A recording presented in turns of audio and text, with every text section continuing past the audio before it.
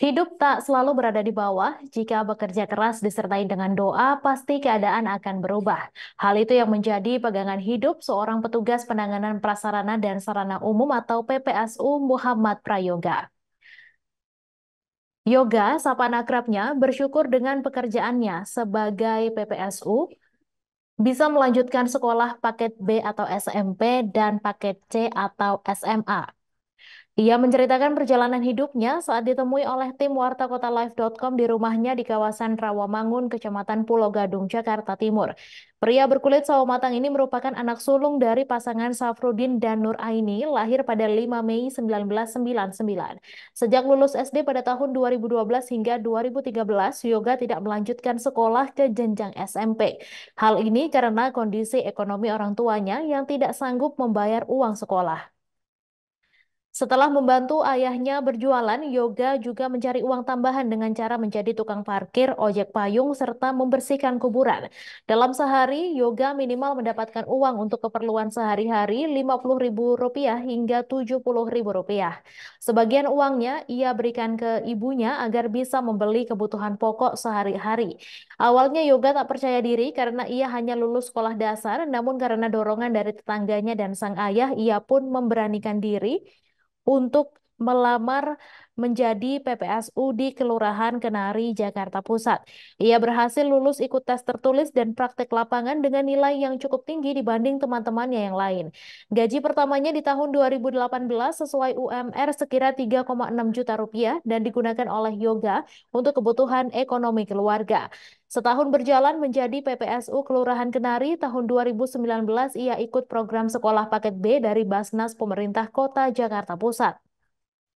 Ia pun memutuskan untuk daftar dan melanjutkan sekolah paket B sampai tahun 2020 dinyatakan lulus. Pada tahun 2019, Yoga memulai membuat konten game karena ia melihat menjadi kreator bisa mengangkat ekonomi dirinya. Namun ia menyadari handphone yang dipakainya kurang mendukung untuk menjadi seorang konten kreator. Lantas Yoga berniat membeli handphone merek iPhone dan menyisihkan sisa gajinya. Tahun 2023, ia membuat konten membagikan kisah hidupnya di sosial media Instagram tentang seorang anak yang putus sekolah hingga bisa lulus SMA walau ikut paket C dari pekerjaan sebagai PPSU.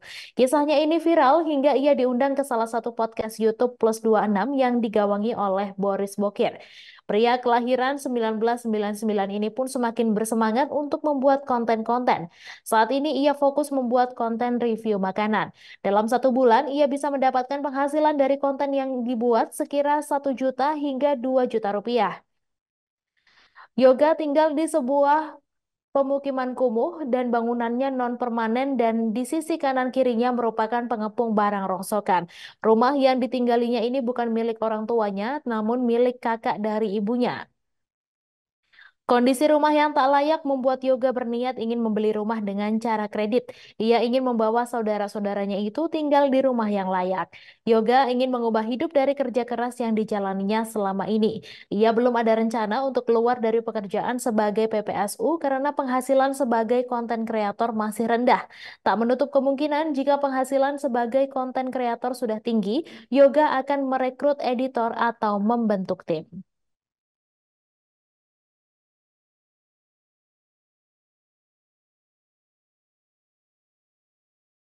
Oh, kalau dari kecil kan saya anak pertama dari tiga bersaudara gitu.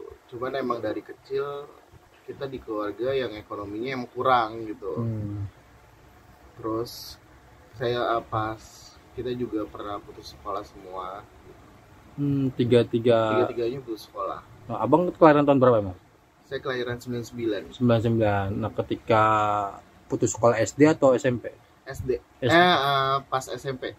Oh, berarti nggak ngelanjutin ke SMP ya? Nggak ngelanjut. Cuma lulus SD doang? Iya. Nah, itu akhirnya abang kerja apa gimana tuh? Akhirnya di situ saya biasa sih mutusin kayak ngebantuin bapak dagang, kan ini dagangannya bapak ya. Dagang apa tuh, bang? Bapak sih dagangannya lok-lokan gitu, kayak baju-baju bekas apa Oh, gitu. thrifting gitu. Oh, itu abang dagang di mana tuh?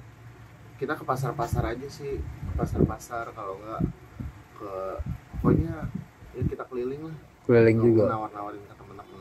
Oh, berapa lama tuh sampai jualan gini? Saya kalau ngikut bapak sih cuman sebentar sih, ngebantu-bantuin aja.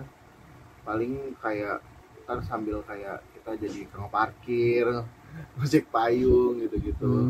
Di daerah mana tuh biasanya? Daerah sini aja. Terus bersih-bersih kuburan, kan kebetulan belakang rumah kuburan ya. Jadi ya suka ngikut aja, bantu bersih-bersihin. Jadi kerja serabutan apa aja ya? Serabutan apa aja. Biasanya penghasilan berapa tuh? Nggak gede-gede lah, sehari itu dulu cuman paling gede aja kalau dia bilang paling gede tuh 70.000 itu udah paling gede.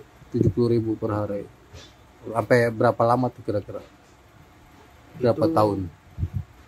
Sekitar kalau nggak 4, 5, 6, 7. Download Tribun X sekarang, menghadirkan lokal menjadi Indonesia.